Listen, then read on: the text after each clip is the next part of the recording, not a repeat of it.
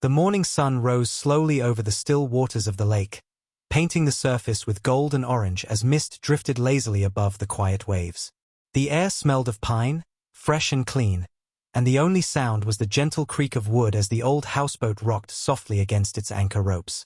The man stood barefoot on the deck, his coffee steaming in one hand, eyes half closed as he watched the reflection of the sky ripple across the water. This lake had been his escape, his safe place, the one corner of the world untouched by the noise and greed of the city. He had lived here for years, quietly, peacefully, disturbing no one.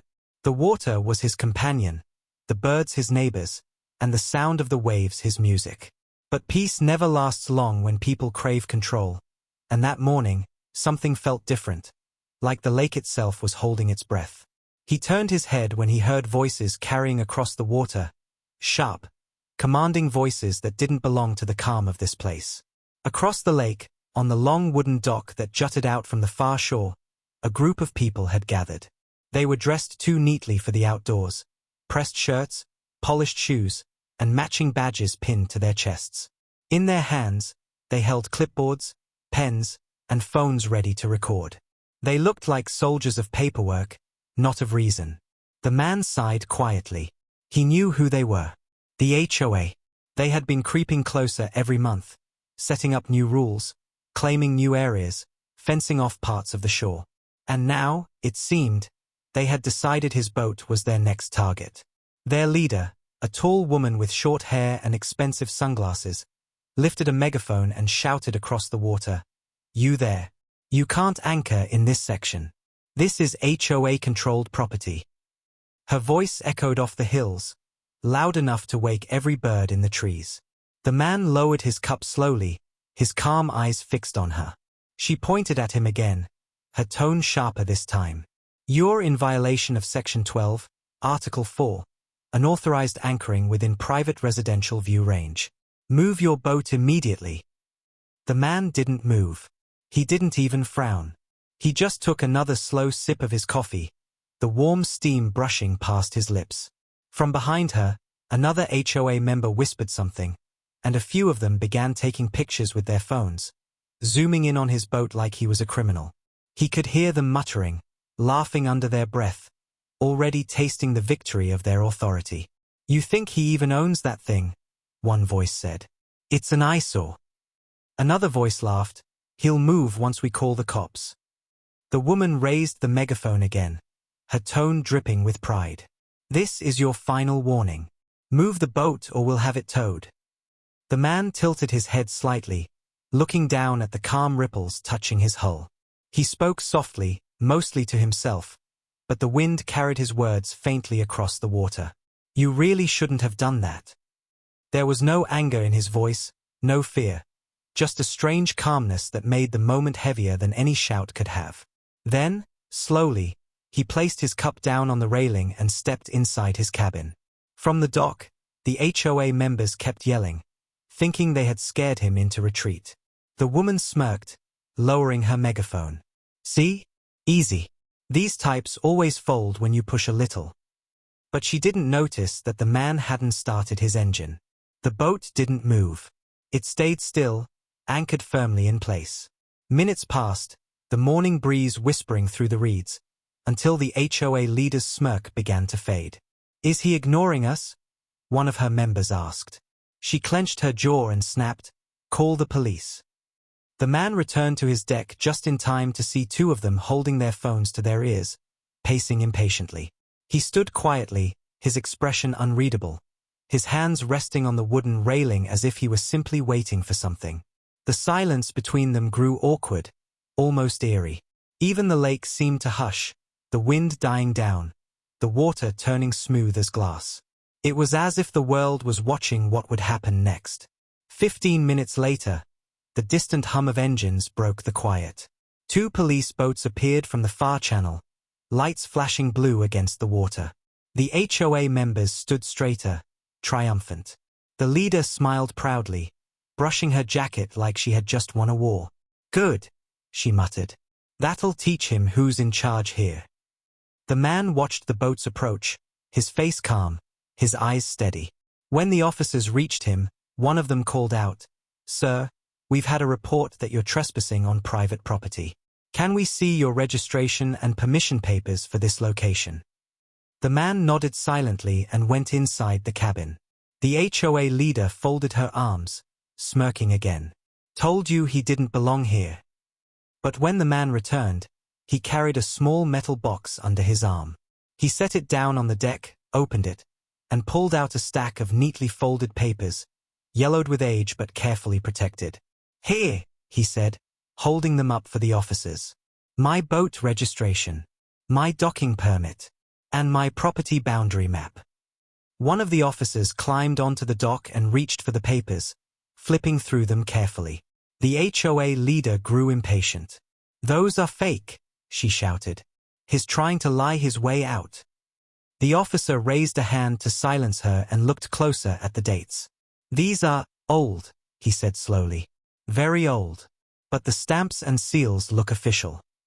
The man nodded. "They should. My family's been here since before any HOA existed." The woman scoffed loudly. "That's impossible. This whole lake is under community association control. It's been that way for 20 years. The man looked directly at her, his eyes narrowing slightly. "You mean since you decided it was?"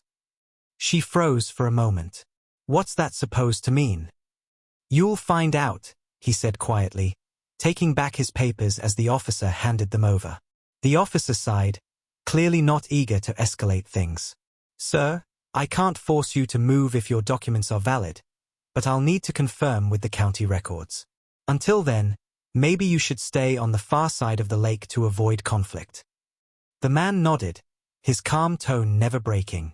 "I'll do that, officer. Thank you." The HOA leader scoffed again. Finally, he's leaving. But as the man started the engine and the boat slowly drifted away, he turned his gaze back toward the dock, his eyes meeting hers across the water. The faintest smirk touched his lips, the kind that carried no humor, just certainty. "Enjoy your view while you can," he said softly, though the wind carried his words right to her. She frowned, confused, and shouted back, "What's that supposed to mean?" But he was already gone, the boat gliding across the lake like a silent shadow, disappearing behind the tree line. The crowd of HOA members began to relax, chatting excitedly about how they had handled the situation. They didn't realize that the calm wasn't victory, it was the calm before the storm. That night, as the sun sank and the lake turned dark, the man sat at his wooden table, the old documents spread before him. One paper caught his eye, the title deed with his grandfather's name, dated long before the HOA ever existed. His grandfather had been one of the first settlers around the lake, and the ownership included something most people never noticed in small print: exclusive water rights. His lips curved into a slow, knowing smile. "So that's how it is," he whispered. The flickering lantern light danced over his face, making the shadows seem alive.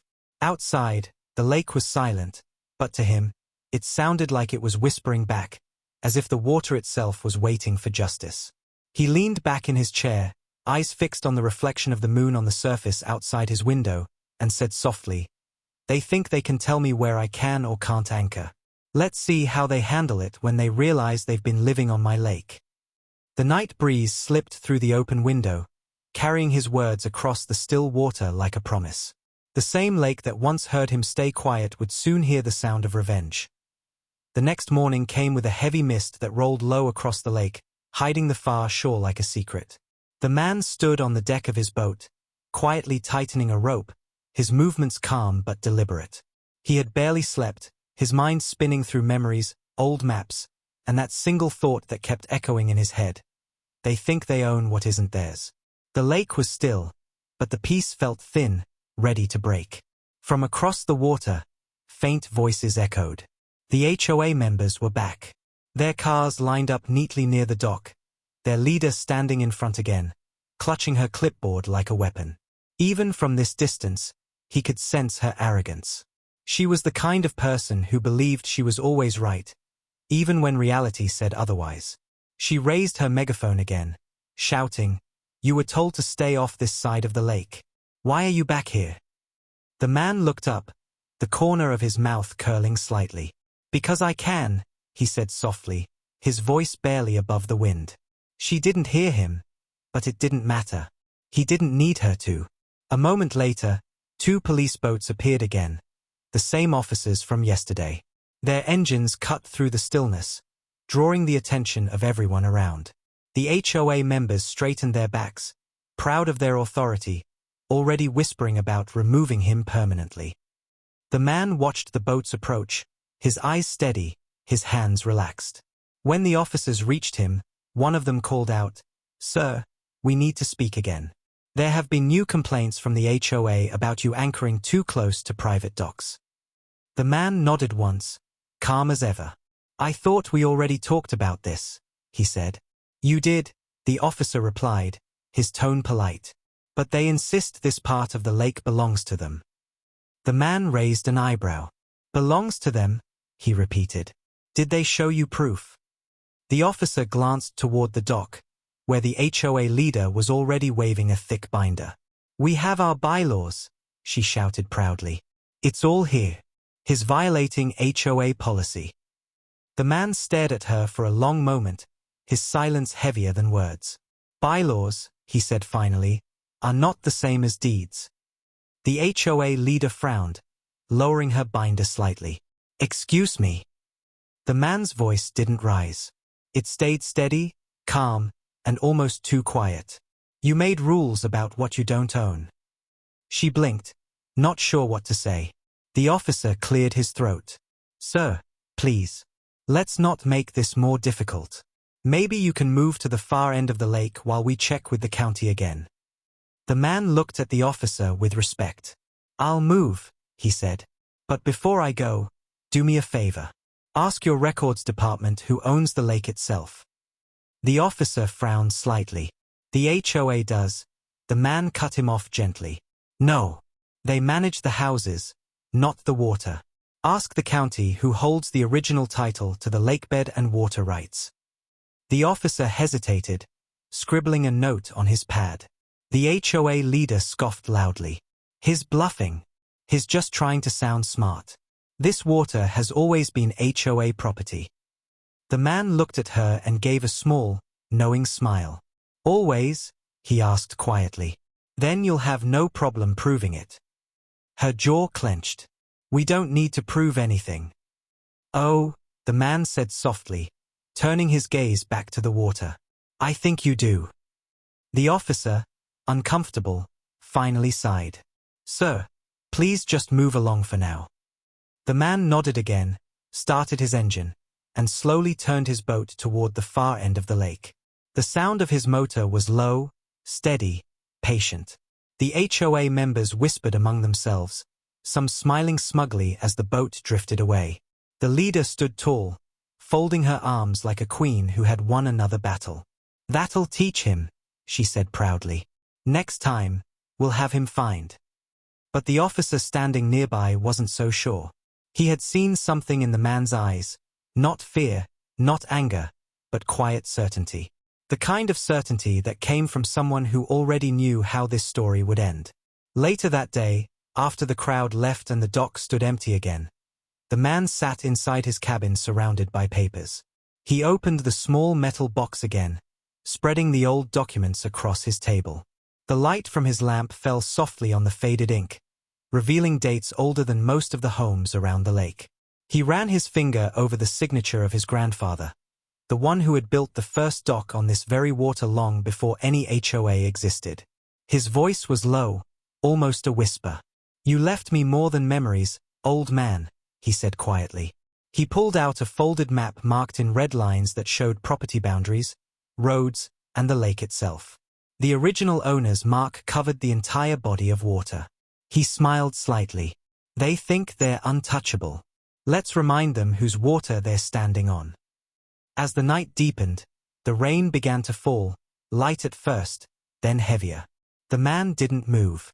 He kept studying the papers, checking every date and every legal note, making calls to his lawyer, verifying every line. When the lawyer finally answered, the man's tone was calm but sharp. "I need you to confirm something for me. The water rights to Lake Merrin, still in my family's name. The lawyer's voice came through the speaker. Give me a moment. There was silence, then the sound of papers shuffling, keys clicking, and finally a soft gasp. My God, the lawyer said. You're right. It was never transferred. The HOA assumed ownership after the development company dissolved, but the title never left your grandfather's estate. Technically, the entire lake still belongs to you. The man smiled faintly. Technically, he repeated. I like that word.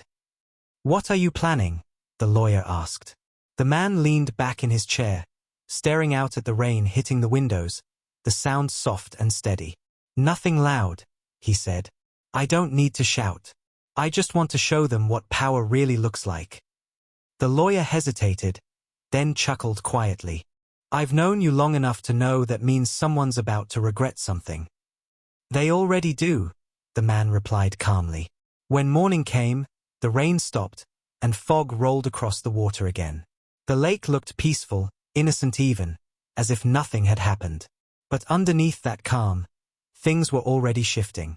The man walked out onto his deck with a folder tucked under his arm. He looked toward the HOA houses on the far side, their rooftops shining in the early light.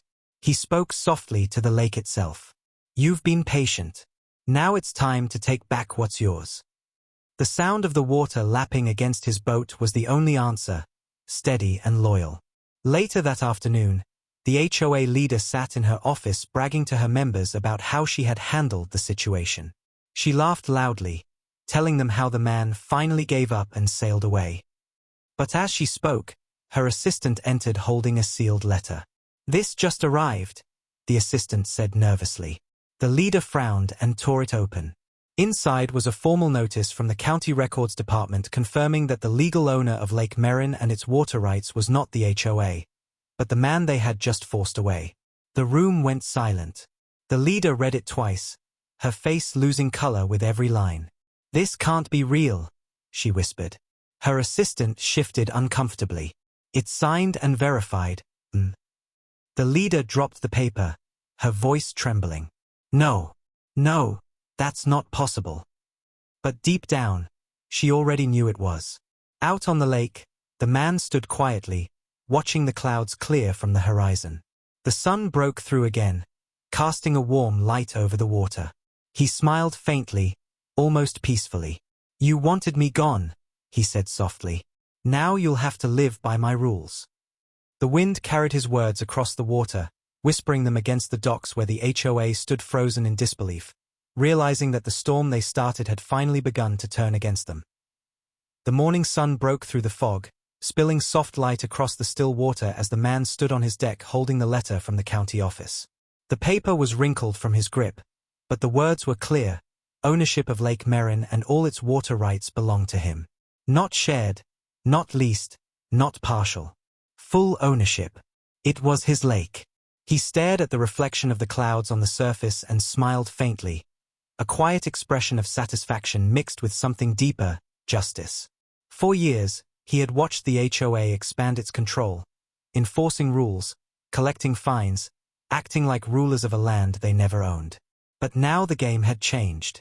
The pieces were in his hands. He walked inside his cabin, spread the documents across his table, and began to map everything out. Each deed, each survey line, every corner of the lake. They all connected perfectly to the old land trust his grandfather had created decades ago. The HOA's so-called authority was built on assumptions, not facts. They had built their little kingdom on water that didn't belong to them. He chuckled softly to himself, whispering, "They called me a trespasser on my own lake." Outside, the wind carried the sound of laughter from the far shore where HOA members gathered, completely unaware that their entire empire was about to crumble. By noon, he was sitting at the county office again, meeting with the same clerk who had verified his papers. "I just want everything confirmed one last time," he said calmly. The clerk nodded, typing quickly, eyes scanning through digital records. "Yes, sir, it's all clear. The HOA never completed a transfer. They've been managing the community under a maintenance agreement, but the water and docks are still under your family's title. No dispute there." The man nodded slowly. Perfect. I need certified copies of every page. And send an official notice to the HOA office. The clerk blinked. That'll cause some noise, sir. That's the plan, he said quietly. As he walked out, the sunlight hit his face, and the faintest smirk crossed his lips. Back at the lake, the HOA leader sat in her office, pacing the floor. Her phone hadn't stopped ringing since that morning. Residents were calling non-stop, confused and angry. I can't fish, one man shouted. You said this was our lake. Another woman demanded, why does the county say someone else owns the water? The leader slammed the phone down, her hands trembling. He must have bribed someone. That's the only explanation, she hissed. She gathered her board members for an emergency meeting at the clubhouse. When they arrived, she stood at the front, holding up the county notice like a weapon. This is fake. He forged it. There's no way he owns the lake. One of the older members raised his hand nervously. But, what if it's true? The room fell silent. Another voice spoke softly. The county confirmed it. I called myself. It's all legal. The man's family still holds the rights. The leader froze, her mouth slightly open. That can't be, she whispered, but the fear in her eyes betrayed her doubt. The man spent that evening on his boat, the lamplight flickering as he read through contracts and old letters his grandfather had written. In one of them, he found something that made his heart tighten, a handwritten note that said, "The lake belongs to those who protect it, not those who profit from it." He closed his eyes for a moment, feeling the weight of those words. This wasn't just about revenge anymore. It was about restoring what was rightfully theirs. He turned off the lamp and stepped onto the deck. The night was quiet, the stars reflected perfectly in the dark water, like the lake itself was smiling back at him. The next morning, chaos erupted on shore. Workers arrived at the marina to find new signs being installed. Clean, professional, and impossible to ignore. They read, "Private property. Under new ownership, access by permission only." The HOA members ran down to the dock shouting at the workers. Who ordered this? The leader demanded. The foreman, a tall man in a blue cap, looked confused. The owner did. I'm the owner, she snapped. The foreman frowned. No. We got the order from Mr. Merrin. County verified it. Her face went pale at the sound of his name. Merrin, she repeated. As in the man on the boat. The foreman nodded. That's the one. She felt her knees weaken as she turned to look out over the lake. In the distance, she saw the man standing on his deck, watching calmly as the signs went up. Their eyes met across the water. She clenched her fists, shaking with anger. He's playing games, she muttered. But deep down, she already knew this wasn't a game.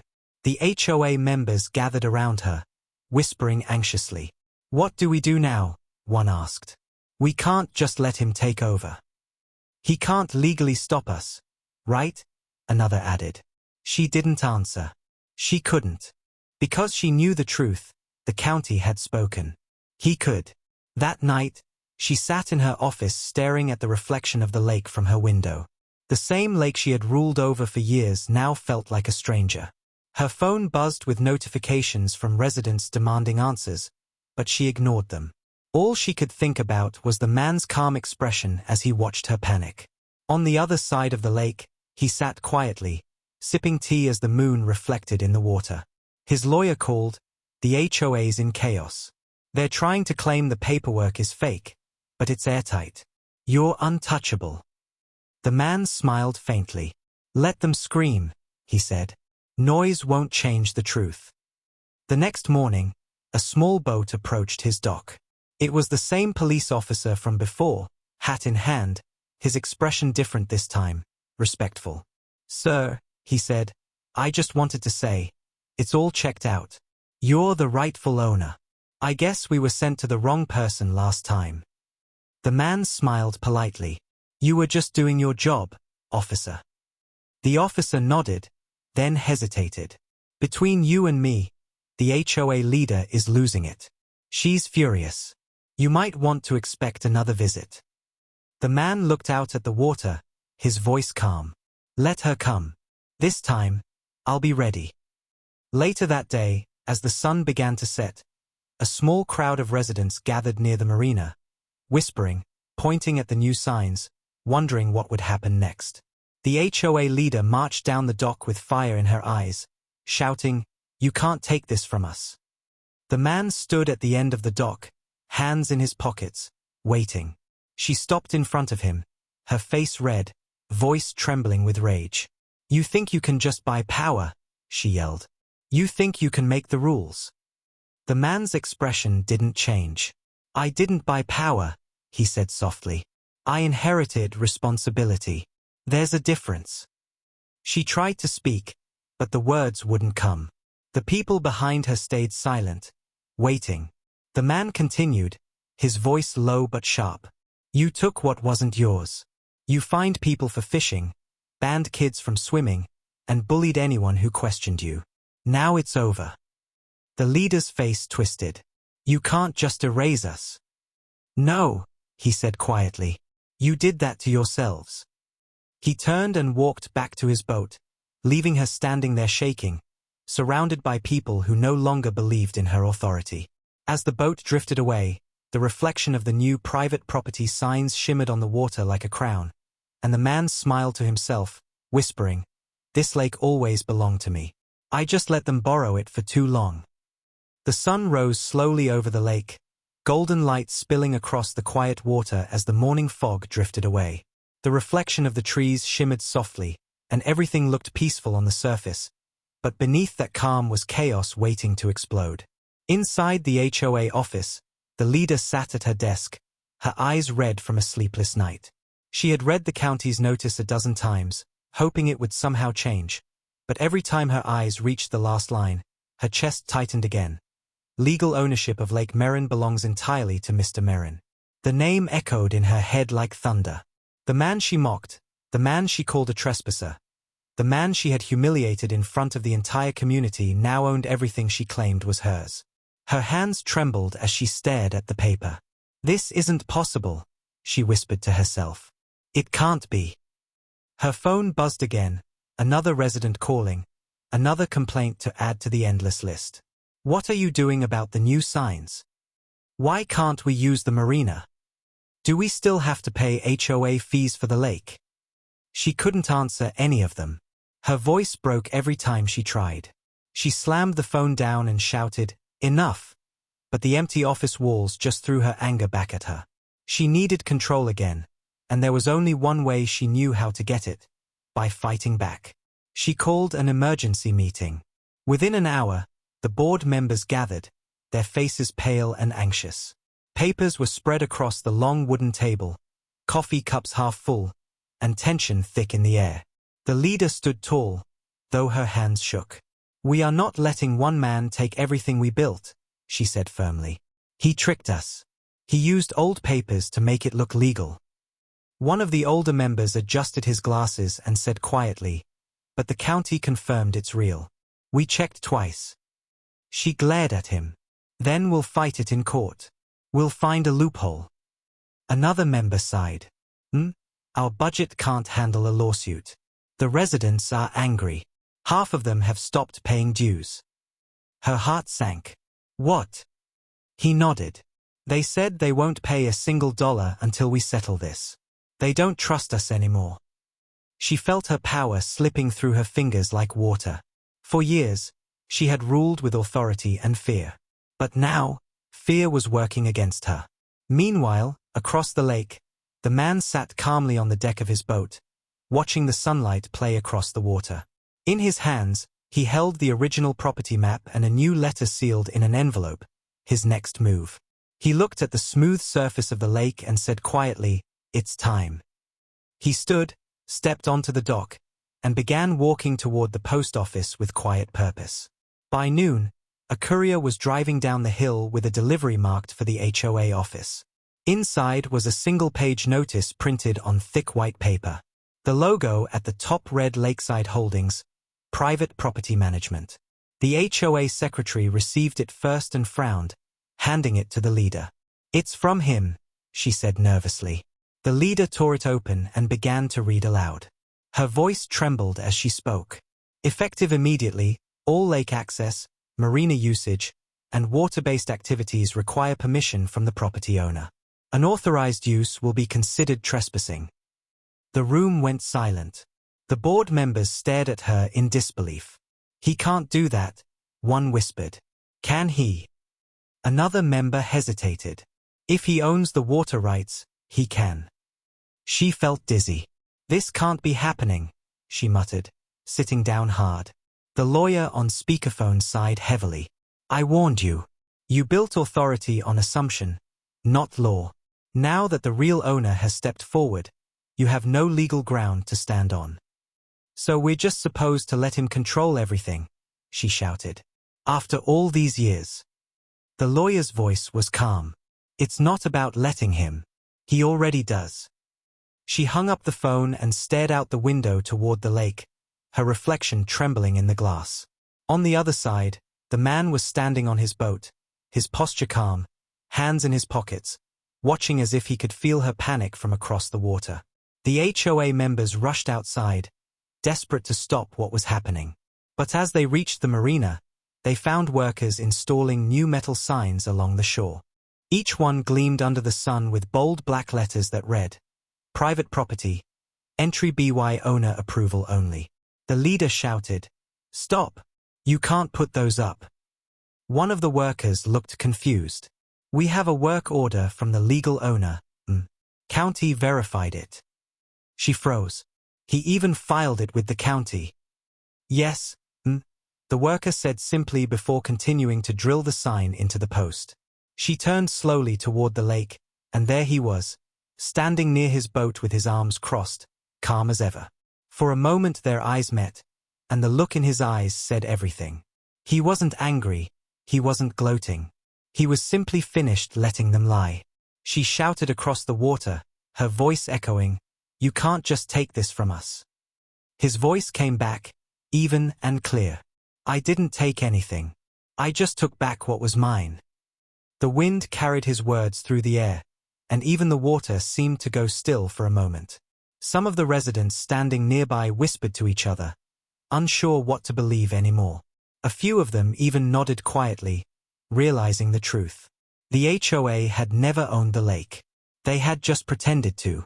That evening, the leader sat alone in her office, staring at the reflection of the sunset on the glass window. She felt the walls closing in, her empire shrinking by the hour. Every sound, the ticking clock, the faint hum of the ceiling fan, felt louder than her thoughts. She picked up the notice again, reading the last line out loud. Unauthorized use will be considered trespassing. Her voice broke. He's turning our own rules against us. But there was nothing she could do. The county had spoken, the residents had turned, and the man she had mocked now held every card in his hand. Across the lake, the man sat quietly, watching the last light of the sun fade into the horizon. He didn't celebrate. He didn't smile. He simply whispered, Now we're even. The water lapped softly against the side of his boat, like the lake itself was agreeing with him. The war wasn't over yet, but the first real strike had been made, and it hit exactly where it hurt the most. The next morning the lake was calm, but the air in the HOA office was heavy with panic. Phones rang non-stop, papers covered every desk, and the leader stood frozen, staring at the new signs along the marina through her window. They looked sharp, official, and impossible to ignore. Private property, entry by owner approval only. Each word burned into her pride like fire. She grabbed her phone, calling the county office for the 10th time that morning. There must be a mistake, she shouted. The HOA owns the marina. The lake belongs to us. The voice on the other end was calm and cold. We've already confirmed the ownership. The property rights are under Mr. Merrin. Everything is legal. She slammed the phone down, her breath shaking. He can't just do this, she whispered to herself. But he already had. Outside, residents gathered at the docks, confused and angry. Why are the gates locked? Why are there guards here? What's going on with the HOA? The leader rushed outside, trying to calm them, but her words carried no power anymore. "Everyone relax, this is just temporary," she said, forcing a smile. But one resident stepped forward and said, "Temporary? The county office confirmed he owns the lake. You lied to us for years." The crowd murmured in agreement, and for the first time, she saw it, the look of rebellion in their eyes. Her control was slipping faster than she could hold it. Meanwhile, across the lake, the man watched everything from his deck, quiet and thoughtful. He didn't feel joy, only a strange calm satisfaction. The same people who had laughed at him were now watching their leader crumble. His lawyer called again that afternoon. "You've caused a storm, my friend. The HOA is collapsing. Half their members are demanding refunds.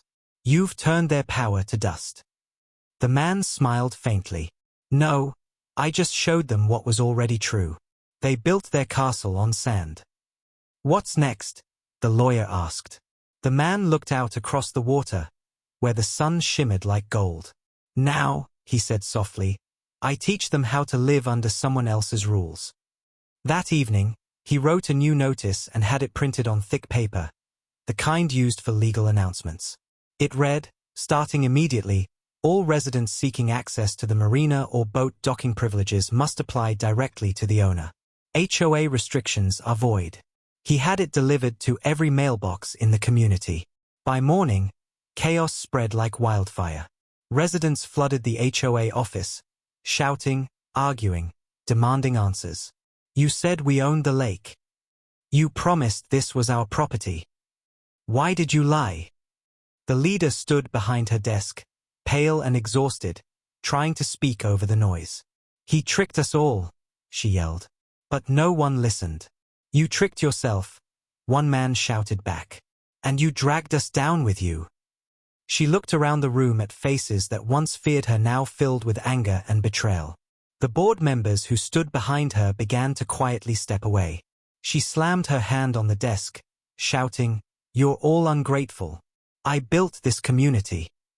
But someone from the crowd yelled, "And he owns it now." That one sentence silenced the room. She froze, her eyes wide. The truth hung heavy in the air. She couldn't fight it anymore. That afternoon, she drove to the marina, desperate to confront him one last time. He was there, standing on the dock, helping workers install new lamps along the walkway.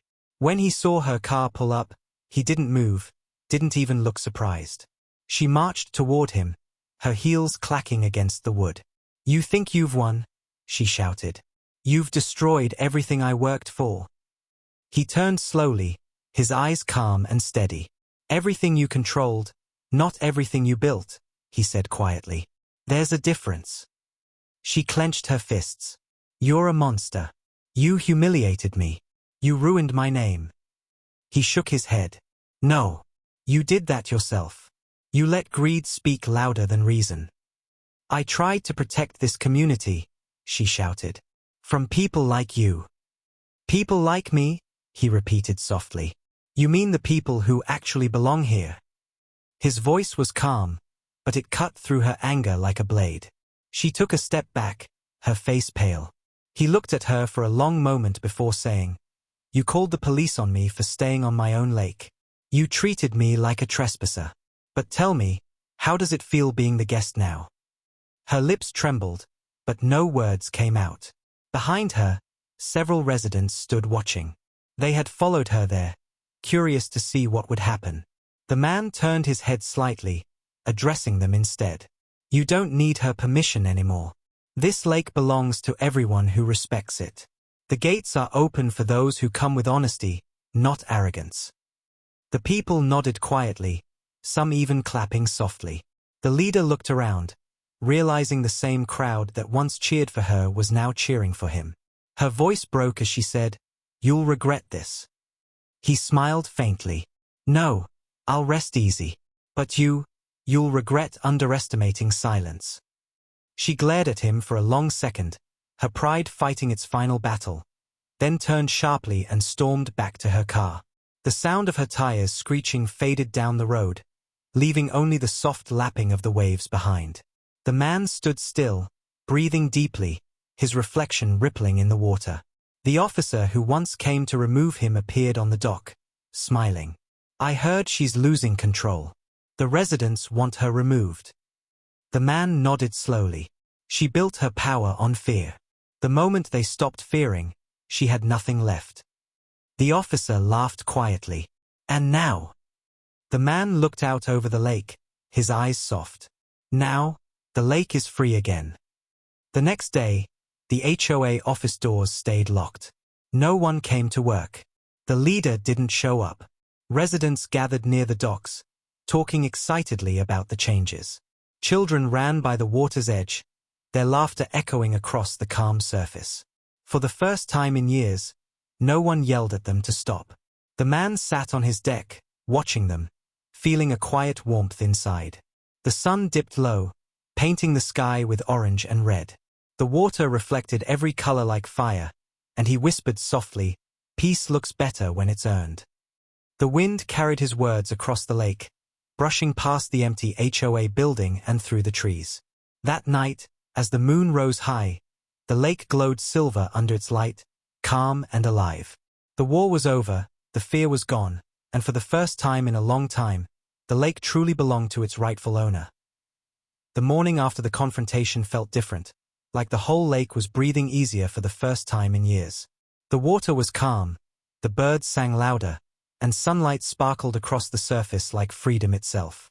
The man stood on the deck of his boat, looking out at the horizon, his coffee steaming in his hand. The quiet hum of life had returned to the water, the laughter of children echoed from the far shore, and for once, no one was shouting about rules or fines or HOA codes. The old signs that once read HOA property had all been removed. In their place stood clean new boards that simply said, "Welcome to Lake Merin. Respect the water, respect each other." It wasn't just his victory anymore. It was everyone's. He smiled faintly, watching a few families launch small fishing boats, their faces filled with joy, the kind of joy that comes when you realize no one's watching you. No one's waiting to punish you for enjoying what's right in front of you. But across the lake, not everyone was celebrating. Inside her dark, quiet house, the HOA leader sat at her desk, surrounded by boxes of files and unpaid bills. The blinds were closed, the phone kept buzzing, and every call was another problem she couldn't fix. Residents wanted refunds, local papers wanted interviews, and the county demanded overdue reports. Her empire had fallen overnight, and she couldn't accept it. "This was supposed to be my community," she muttered under her breath, staring at her reflection in the blank laptop screen. "I gave this place order." But deep down, she knew it wasn't order, it was control. And now, control had slipped through her fingers. The sound of laughter outside her window made her blood boil. She stood, peeking through the blinds, and saw people walking freely near the marina, smiling, waving at the man as he passed by in his boat. She gritted her teeth, whispering, "He won't keep it. I'll find a way to take it back." She didn't realize that the people she thought were hers had already chosen a side, and it wasn't hers anymore. That afternoon, the man docked his boat at the marina to inspect the renovations. Workers were busy repainting railings, replacing old lights, and restoring benches that had been left to rot under HOA neglect. "Make it beautiful," he said with a small smile. "This lake deserves better." One of the workers nodded. "It already looks better without their signs everywhere." The man chuckled softly. "Peace doesn't need signs. It just needs people who care." As he walked along the dock, several residents approached him, shaking his hand, thanking him for what he'd done. "You saved this place," one old fisherman said. "They ruined it for years. You brought it back." The man smiled humbly. "I didn't save it. I just reminded people it was never theirs to ruin." That evening, as the sun dipped low, painting the lake orange and red, a local news van arrived. The reporter stepped out, microphone in hand. "Mr. Merin, can we ask you a few questions?" she said politely. He nodded. "Of course." The camera rolled, capturing his calm face as the reporter spoke. "You've become somewhat of a local hero. People are calling you the man who took down the HOA. How does it feel?" He looked out at the water for a moment before answering. I didn't take anyone down. I just stood up for what was right. They built walls where there should have been open water. The reporter smiled. And now that you own the entire lake, what are your plans? He looked at the shimmering reflection of the sunset and said softly, to give it back to the people. The only rule here is respect. The interview aired that same night, spreading across social media like wildfire. Comments flooded in from all over the country. Finally someone beat the HOA at their own game. This guy's a legend. Justice on the water. By morning, the HOA leader couldn't step outside without hearing whispers. Her name had become a joke, a warning, a story of how greed met its end. Furious, she marched to her car and drove toward the marina one last time. The man was standing near the dock, talking with a few residents when she arrived. The sound of her car door slamming echoed across the water. Everyone turned to look. Her face was pale, her eyes full of anger and exhaustion. "Enjoying your fame?" she shouted. The man turned calmly. "Just enjoying the lake," he said quietly. "Something you never learned to do." She walked closer, her voice trembling. "You destroyed me. You embarrassed me in front of everyone." He looked at her evenly. "You destroyed yourself. I just stopped letting you destroy others." She tried to speak but her throat tightened. "You can't erase me from this community," she said weakly. He stepped closer, his tone calm but sharp enough to cut through her pride. "You already erased yourself the moment you forgot what community means." She stared at him for a long moment, her eyes glistening with a mix of rage and defeat. Then she turned and walked away, her footsteps heavy against the dock, each one echoing like the closing of a chapter. The people watched her leave in silence. No one stopped her. No one spoke. When she finally drove off, the man turned to the crowd and said simply, "It's over." The officer who had once been called to remove him stepped forward, smiling. "You've done more for this town in 2 weeks than they did in 10 years. The man laughed softly. "I didn't plan to. I just wanted to live in peace." The officer nodded. "And now you've got it." That night, the lake was quiet again. Lanterns from boats reflected softly on the surface, the water glowing like liquid gold under the moon. Families sat on the docks, sharing stories, music playing gently from small radios. The man sat on his deck, watching it all with a peaceful smile. He thought about everything that had happened, the shouts, the threats, the letters, the humiliation, and how it all led to this calm moment. He whispered to himself, they wanted to own the lake, but they never understood it. You can't own peace. You can only earn it. The breeze carried his words across the water, soft and steady, wrapping around the people, the docks, the homes, reminding everyone that real power doesn't come from control. It comes from understanding when to stop fighting. The lake that once echoed with arguments now sang with laughter, and for the first time in a long time, it truly felt alive. Weeks passed and the world around Lake Merin changed completely. The air that once carried anger and shouting now carried laughter and peace. The same water that once divided neighbors now connected them, glimmering under the morning sun like glass. The man stood on his deck one early morning, the mist floating low across the lake, his reflection soft on the surface. He had become a quiet legend here. People waved when they passed him, children called him the man who saved the lake, and even strangers came to visit just to see the place where the HOA once ruled but now existed only as a memory. He didn't crave fame, he didn't want praise, he only wanted quiet mornings like this one, with the smell of pine in the air and the sound of the waves brushing softly against the side of his boat. He took a sip of his coffee and looked toward the shore, where the old HOA office stood abandoned. Its glass doors were covered with dust, the once bright logo faded and cracked. A for sale sign leaned against the wall, half fallen, creaking in the wind. The people who used to run this lake, who believed they could control it, had all disappeared. The leader had left weeks ago. She sold her house quietly, leaving in the middle of the night. Some said she moved to another town. Others whispered she was still trying to start a new HOA somewhere else. But he didn't care where she went. Her story had ended the moment she chose pride over peace. The officer who once came to remove him often stopped by now, sometimes to fish, sometimes just to talk. That morning, he arrived again, waving from his small patrol boat. "Morning, Mr. Merrin," he called out. "Morning, officer," the man replied with a smile. The officer tied his boat to the dock and climbed up, sitting beside him. "Hard to believe this place used to be a war zone," he said, chuckling. "Now look at it. Quiet, calm, almost peaceful enough to fall asleep."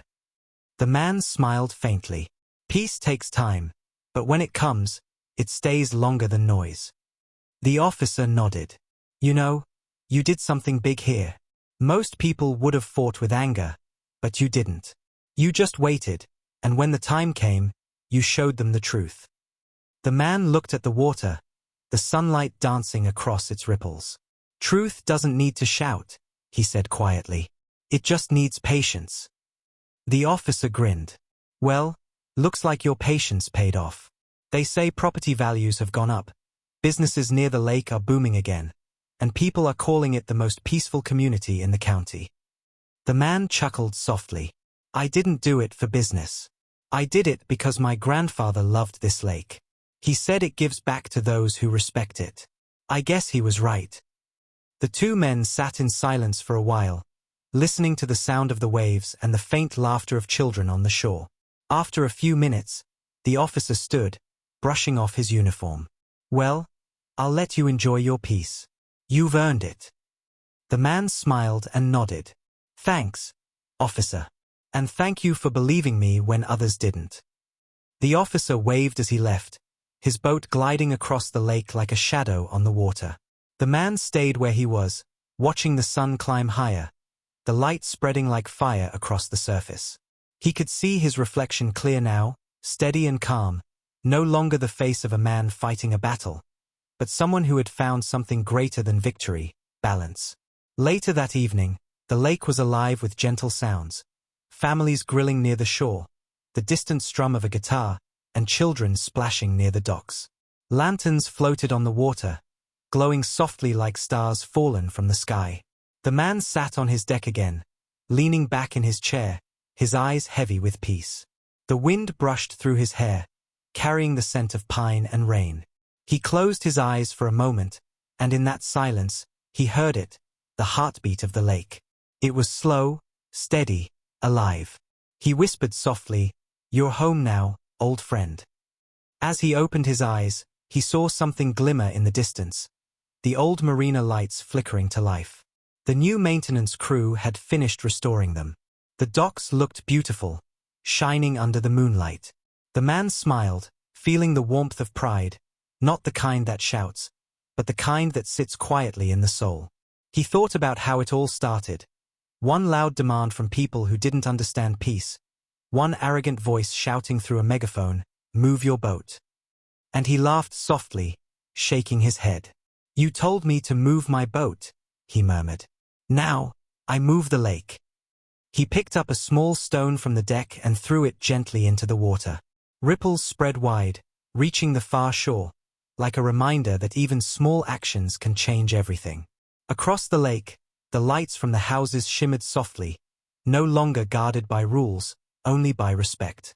The sound of the water against the wood was steady and soothing. He leaned back again, letting his eyes drift to the stars above, whispering, "Peace doesn't need permission." The night grew quieter, the wind softer, the lake smooth as glass. And as the moon rose high above Lake Merrin, the man who once stood alone against an entire HOA finally closed his eyes with a calm smile, knowing he had turned their arrogance into silence, their control into peace, and their rules into freedom. The lake had always belonged to him, but now, it belonged to everyone who understood its silence.